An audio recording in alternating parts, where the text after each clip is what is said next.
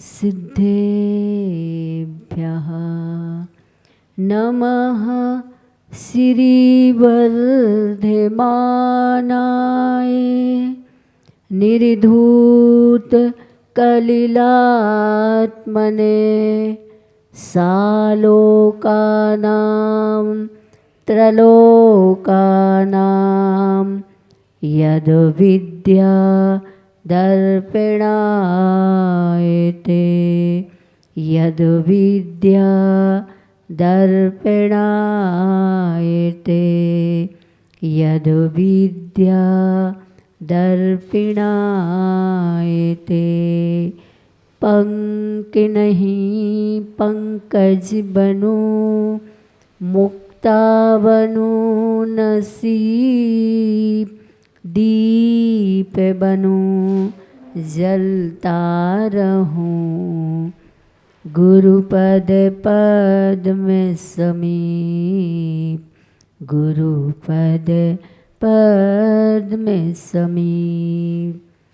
पंच परमेष्टि भगवंतों की, श्री कुंडलपुर के बड़े बाबा की, मूल नायक आदि ब्रह्मा आदिनाथ भगवान की, चंद्रगिरी तीर्थ के मूल नायक 1008 श्री चंद्र प्रभु भगवान की, विश्वशंकर चिंतामणि पारसनाथ भगवान की, भगवान महावीर स्वामी की, संत शिरोमणि आचार्य भगवंत गुरुदेव श्री विद्यासागर जी महाराज जी की, गुरुनाम गुरु श्री ज्ञान सागर जी महाराज जी की, आचार्य भगवान श्री समय सागर जी महाराज जी की, 3 कम 9 करोड़ मुनि राजों की, अहिंसामयी विश्व धर्म की जय।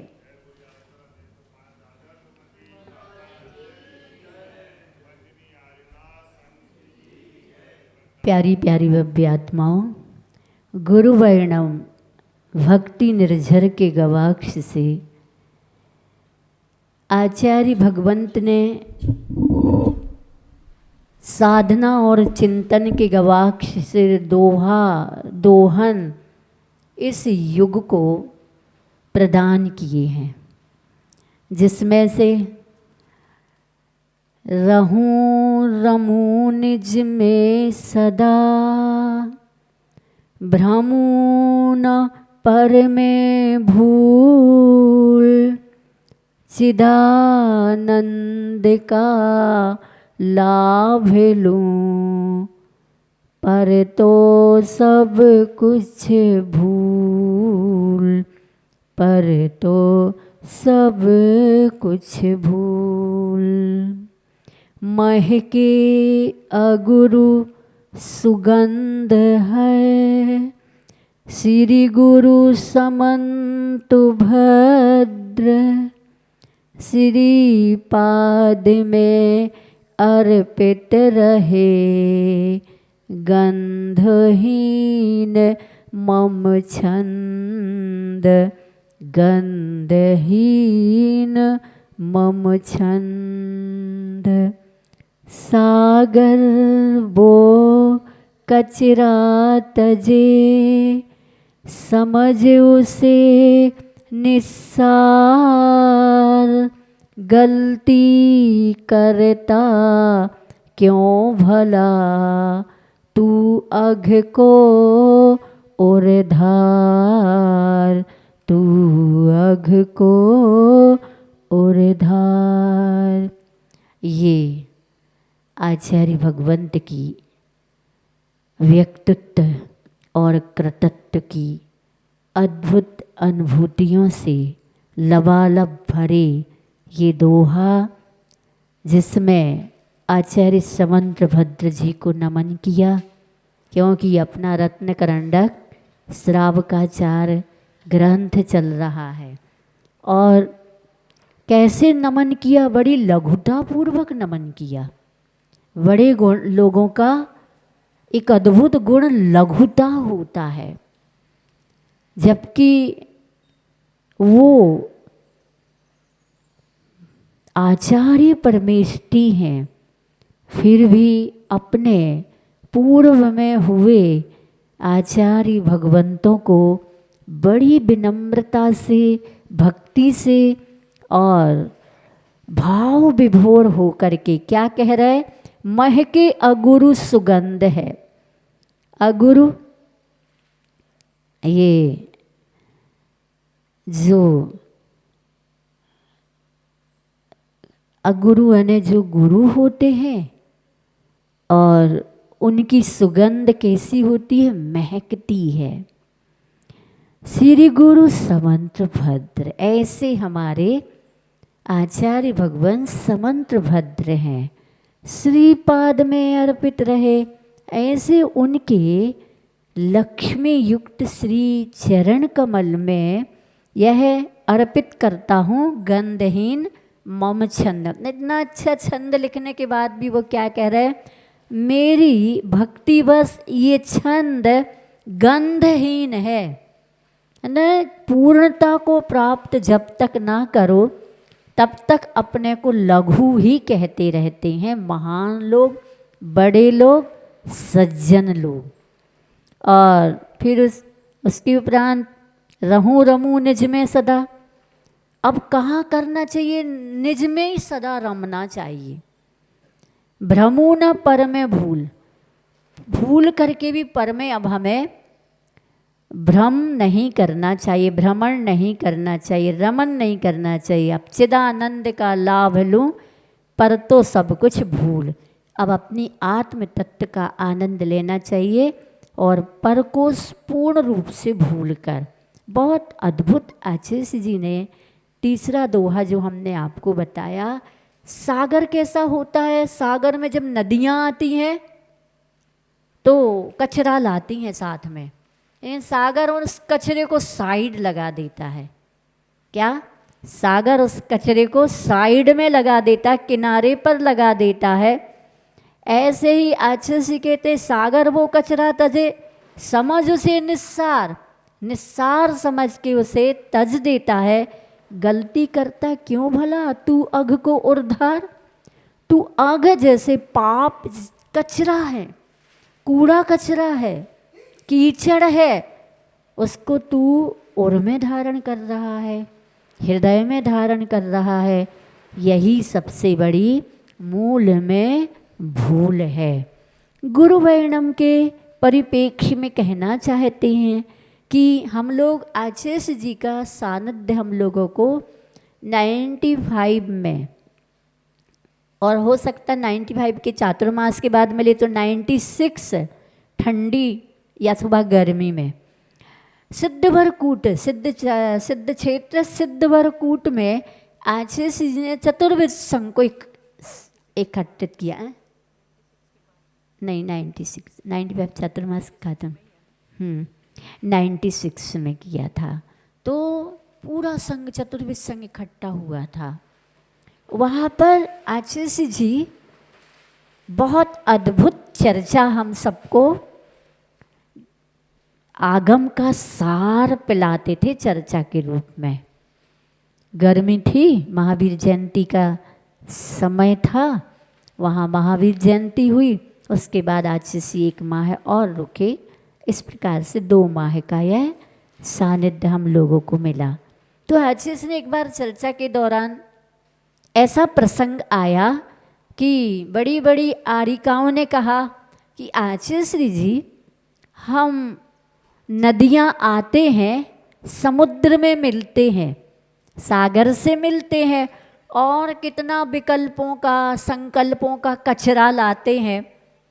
आप क्या करते हैं उस कचरा को? तो आचार्य ने कहा, मैं भी सहज में धीरे से उस कचरे को एक साइड लगा देता हूँ, एक साइड रख देता हूँ। मतलब कैसे बड़े और साधक साधना में समाहित रहते हैं।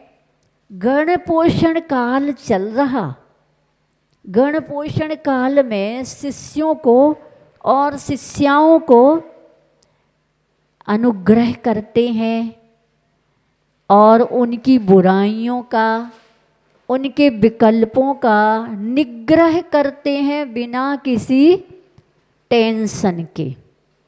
या बिना किसी टेंशन के। आशीष जी से कहा आपको टेंशन नहीं होता, तो आशीष ने क्या कहा मालूम? ये टेंशन शब्द स्वयं कह रहा है इंग्लिश का, 10 सन, सूर्य का ताप। एक सूर्य का ताप तो सहन नहीं होता है गर्मी में, और 10 सूर्यों का ताप। हमें क्या आवश्यकता है इस टेंशन को, ताप की? इस ताप की आवश्यकता नहीं, ना संताप की आवश्यकता है। हमें तो संतुष्ट होने की आवश्यकता है कि मैं अपना कर्तव्य आगम के अनुरूप कर रहा हूँ। ऐसे परंपरा में हो चुके जो आचार्य समंत्र भद्र जी, जिनको समझकर जानकर ग्रंथों में समंत्र भद्र जी की साक्षात अनुभूति कर आचार्य भगवंत ने हम सबको, जब हम आश्रम में थे हम लोग, तो वह रत्न करंडक श्रावकाचार पढ़ने को हम लोगों को कहा, और मात्र पढ़ने को ही नहीं कहा, पढ़ाने को भी कहा। और पढ़ना और पढ़ाना नहीं, अर्थात स्वाध्याय का सही भाव क्या है, परिणाम क्या होना चाहिए। आचार्य कहते हैं एक लाइन पढ़ो और लाइन पर चलो। क्या? एक लाइन पढ़ो और लाइन पर चलो। बहुत पढ़ने की आवश्यकता नहीं है, एक लाइन कोई बहुत बार बार बार बार मोहर मोहर चिंतनम अनुप्रेक्षा, बार बार चिंतन करो, चिंता नहीं करो। क्या? चिंता नहीं करो, चिंतन करो। चिंता और चिंतन और चिंता और चिता में कितना अंतर है? चिंता भी चिता बना देती, एक ही तो बिंदी का अंतर है।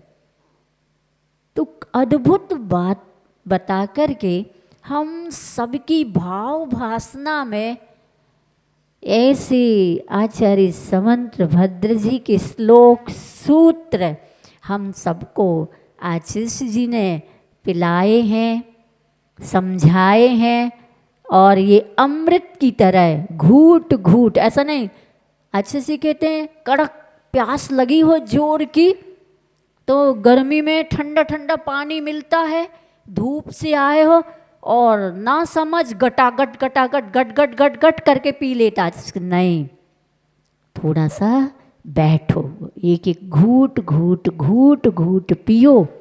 आशीष कहते हैं स्वस्थ रहना है तो रोटी को पियो और पानी को खाओ। क्या? रोटी को पियो अर्थात इतना चर्वण करो, 32 दांतों से इतना चर्वण करो कि वो पीने में आ जाए, और पानी को इस प्रकार से मुख में रख करके पानी को खाओ। रोटी खाते हैं और पानी पीते हैं। आज इसने स्वस्थ रहना है तो रोटी पियो और पानी को खाओ। अद्भुत सूत्र है, सब प्रकार का लौकिक अलौकिक स्वास्थ्य के लिए। तो स्वाध्याय का फल उसका वर्ग है, प्रयोग है। स्वाध्याय अगर आपने 15-20 मिनट या आधा घंटे किया है तो उसका प्रयोग कितना चाहिए? वर्ग है, 2 का वर्ग 4 होता है। तो वर्ग रूप में ना डबल हो प्रयोग में, तब तो आपको अनुभव आएगा। सो अपना आचार्य समंत्र भद्र जी के रत्न करंडक श्रावकाचार में चारित्र अधिकार चल रहा है, और चारित्र पर किसका अधिकार है? जिसमें सम्यक चारित्र पर किसका अधिकार है? पहले नंबर तो भव्य जीव हो, संगी हो, और पर्याप्तक हो, मनुष्य जागृत उपयोग वाला मनुष्य हो और सम्यक चारित्र पर अधिकार है तो सम्यक दृष्टि मनुष्य हो। और एक देश चारित्र की बात है तो त्रियंच को भी अणुव्रत ग्रहण करने में शास्त्रों में ऐसे ऐसे उदाहरण जो हमारी चेतना को, सोई चेतना को जीवंत करते हैं। आचार्य जी कहते वो सियार जिसने रात्रि का पानी त्याग कर दिया, भोजन नहीं, रात्रि का पानी, ये सियार नहीं है, होशियार है, फिर भी रात्रि न भोजन का त्याग करना चाहते मनुष्य लोग और ना ही पानी की तो बात ही नहीं, लेकिन फिर भी पानी का भी त्याग करने वाले ऐसे दुर्लभ भव्य श्रावक देखे जाते हैं जो भोजन तो त्याग करते ही हैं, चारों प्रकार के आहार का रात्रि को त्याग कर देते। लेकिन वो सियार बड़ा होशियार था, होश में था। क्या अगर आप होशियार होने के बाद भी होश में नहीं है तो फिर आपका होशियार होना होशियार। आचार्य जी कहते शब्द देख लो, हम नहीं कह रहे, उसी में से निकल रहा है होशियार। और अगर सियार होश में है तो वो ही होशियार है।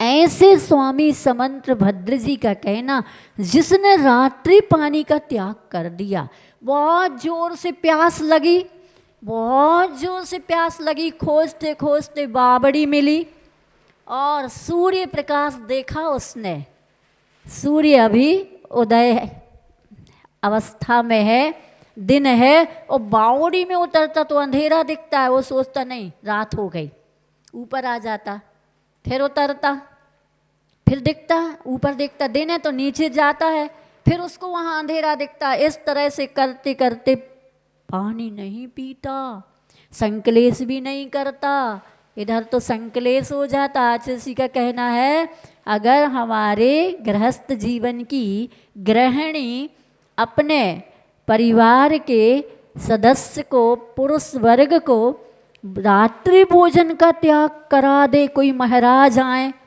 और हठात कराए कि नहीं जैन हो तो कुछ तो त्याग करना ही चाहिए, जैनत तो होना ही चाहिए, और अगर त्याग करा दिया और दुकान पर समय पर शाम को टिफिन नहीं पहुंचा घर में और भोजन नहीं हुआ, अब घर में आकर के क्या कहेंगे, कब कहेंगे, ग्राहक आ रहे हों और टिफिन गया लेकिन खा नहीं पाए तो कुछ नहीं बोलेंगे।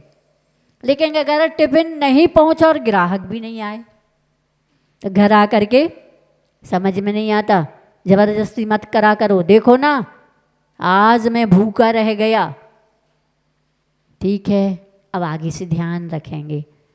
अब टिफिन गया और ज्यों कहते हो भर के आ गया, खाया ही नहीं और रात्रि भोजन त्याग है, आज आपने खाया नहीं, कोई बात नहीं, एक दिन नहीं खाएंगे तो मर थोड़ी जाएंगे, ग्राहक थे तो मर नहीं जाएंगे, और ग्राहक नहीं आए और भोजन नहीं पहुंचा तो जबरदस्ती त्याग कराते हो। ये है आज के अभिप्राय, आशय वाले लोग हैं ऐसे। सुसमंत भद्र जी तो अच्छे कान पकड़ते हैं।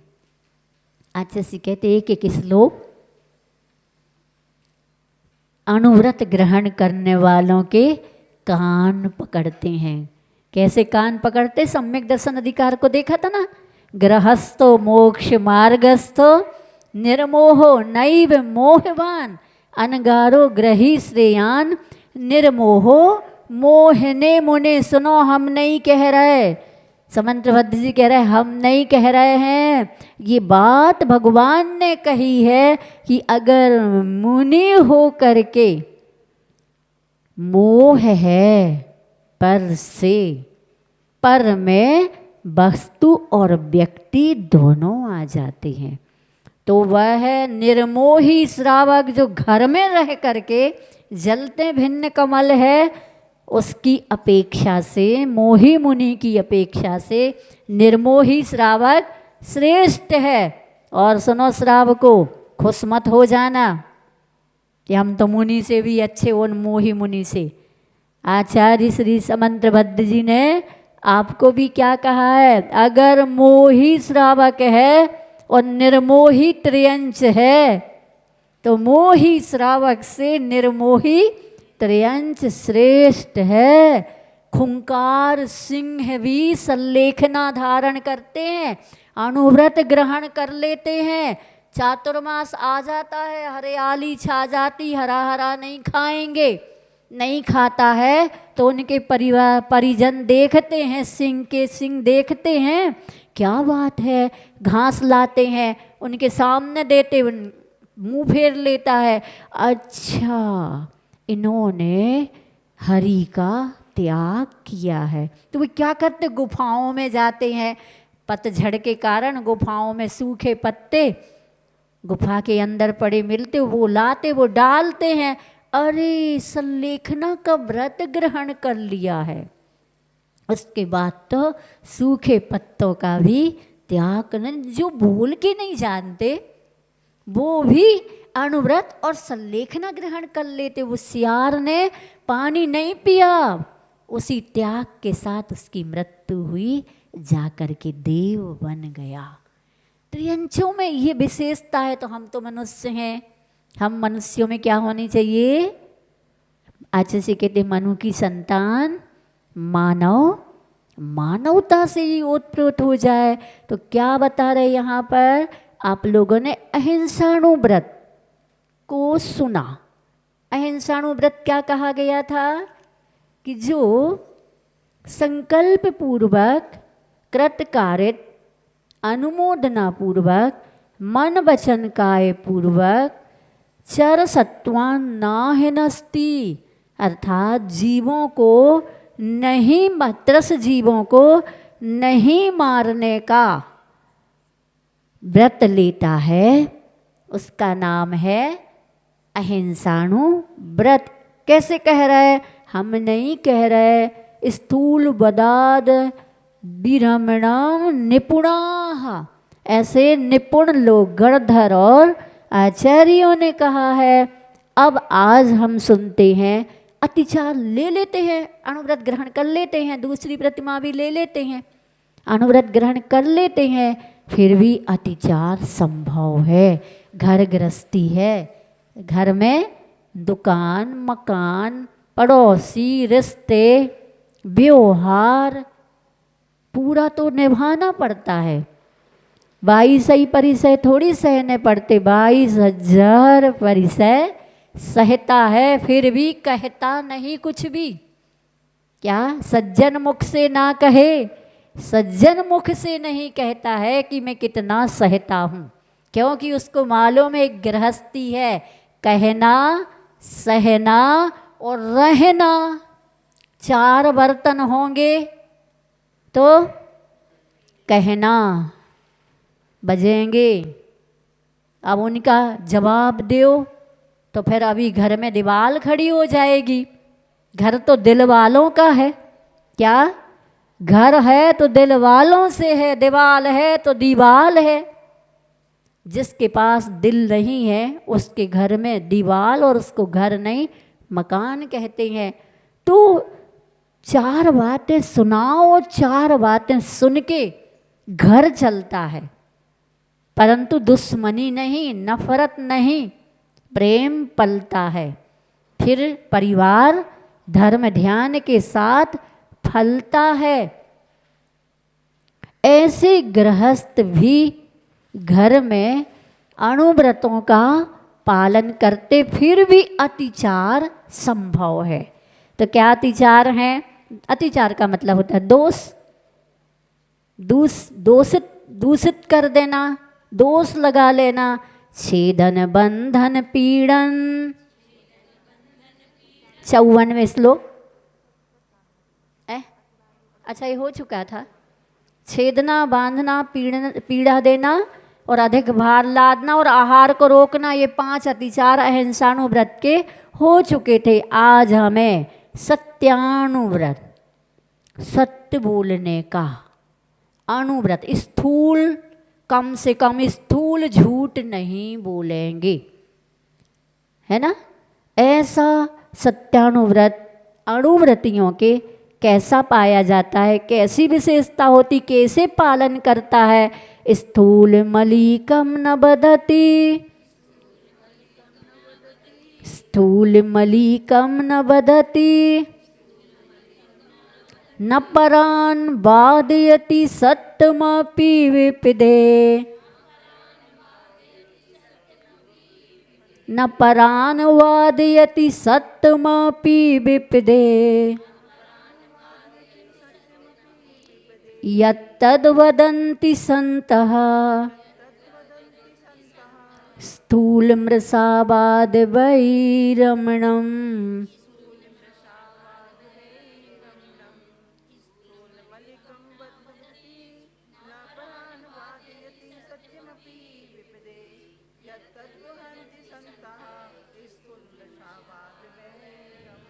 स्थूलम अलीकम न वदति न परान वादयति सत्यम अपि विपदे, यत्तद्वदन्ति सन्तः स्थूल मृषावाद वैरमणम्। हाँ, स्थूलम अलीकम न वदति, स्थूल अर्थात मोटा बड़ा झूठ न वदति, ना तो आप बोलता है, न परान वादयति, और ना दूसरों से बुलवाता है। न बदति न वादयति, न स्वयं बोलता है और ना ही दूसरों से बुलवाता है।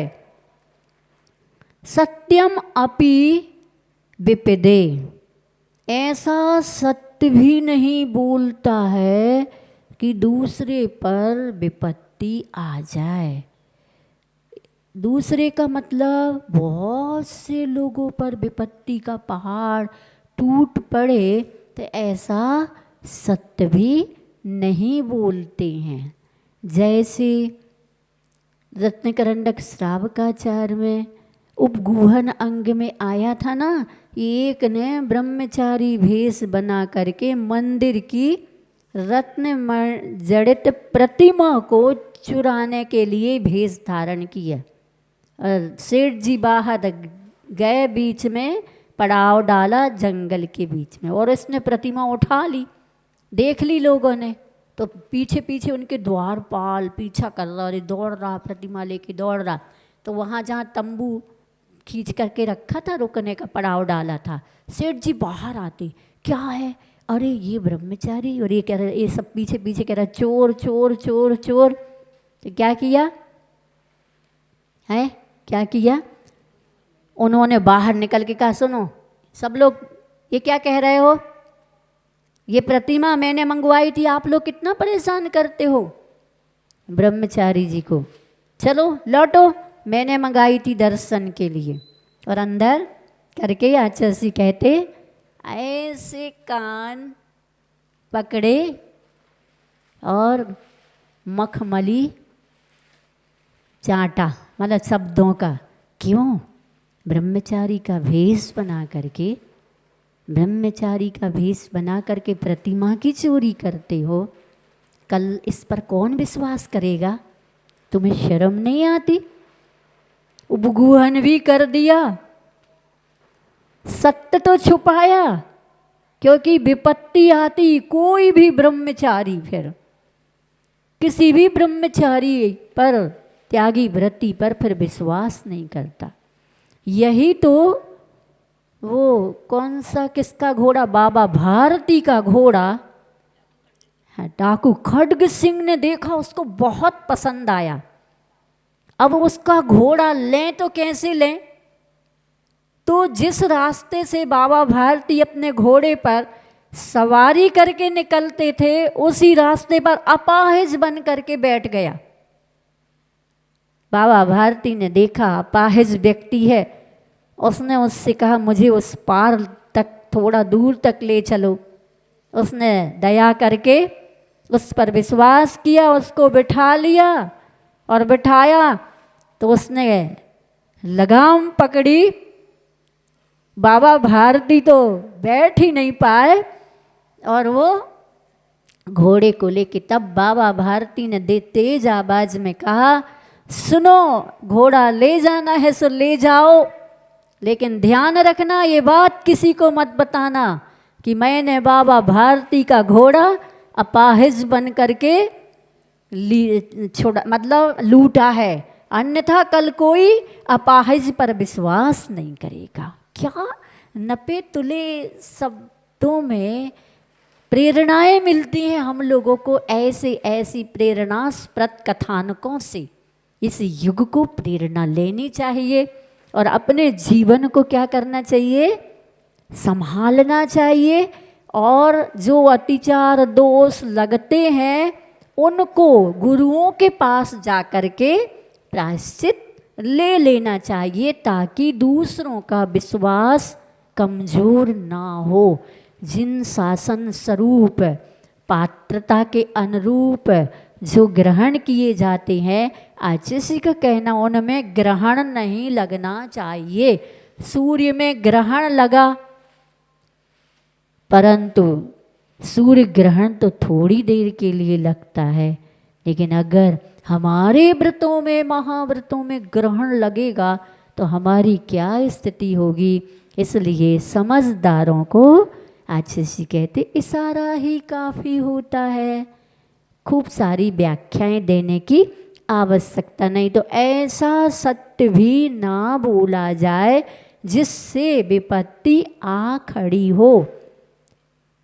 यत्तद वदन्ति संतः, यह कौन कह रहा है, किसके कहने पर आप ये कह रहे हैं कि स्थूल झूठ भी नहीं बोलना चाहिए और ना बुलवाना चाहिए और ऐसा सत्य भी नहीं बोलना चाहिए जिससे कि धर्म और धर्मात्मा पर आपत्ति विपत्ति का पहाड़ टूट पड़े। यत्तद वदन्ति संतः, ये संतों ने बोला है। क्या बोला है, स्थूल मृषावाद वैरमणम, स्थूल झूठ से विरक्त होने रूप सत्यानुव्रत कहा है। इस प्रकार से यह सत्यानुव्रत है। हम तो आए दिन प्रतिदिन ना किसी के ऊपर विपत्ति आए ना आपत्ति आए, हमारे ऊपर विपत्ति आपत्ति आ जाए, झूठ पर झूठ, झूठ पर झूठ, झूठ पर झूठ, झूठे पर कौन विश्वास करेगा। 100 वचन बाधित होकर के भी झूठ पर झूठ बोलते रहते लोग, बोलते रहते, अपने ही वचन से बाधित होते तो पकड़े जाते। फिर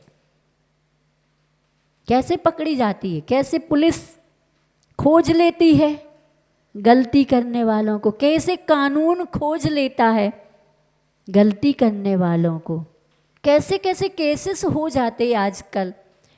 थोड़ी सी नहीं बनती है, घर में ही एक दूसरे का काम तमाम कर देते हैं, कोई फ्रिज में रख देता है तो कोई कहीं पर गाड़ देता। लेकिन पुलिस कहते ना तुम दुनिया से बच सकते हो लेकिन कानून की दृष्टि से नहीं बच सकते।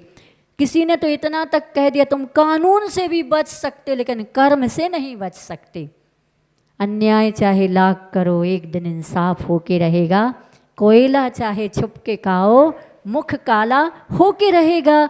विधि के विधान में देर हो सकती है अंधेर नहीं, एक दिन दूध का दूध और पानी का पानी होके रहेगा। इसलिए न सच, कुछ सच में परेशान है और कुछ सच से परेशान है, दोनों ही परेशान है क्योंकि दोनों पर में सान जमाए हैं। लेकिन यह है सत्यानुव्रत कहता है सत्य जिंदगी को देखो, जिंदगी का सत्य देखो, संसार का सत्य देखो और तुम्हारे पास जो सत्य आत्म तत्व है वही तुम्हारा है, उससे परिचय करो तो तुम्हारा कल्याण हो जाएगा। ऐसे सत्यानुव्रत के लक्षण के साथ साथ कल अपन सत्यानुव्रत के अतिचार पढ़ेंगे। बोले भगवान महावीर स्वामी की, संत श्रोमणी आचार्य भगवंत गुरुदेव श्री विद्यासागर जी महाराज की, गुरुनाम गुरु श्री ज्ञान सागर जी महाराज की, आचार्य भगवान श्री समय सागर जी महाराज की, 3 काम 9 करोड़ मुनि राज्यों की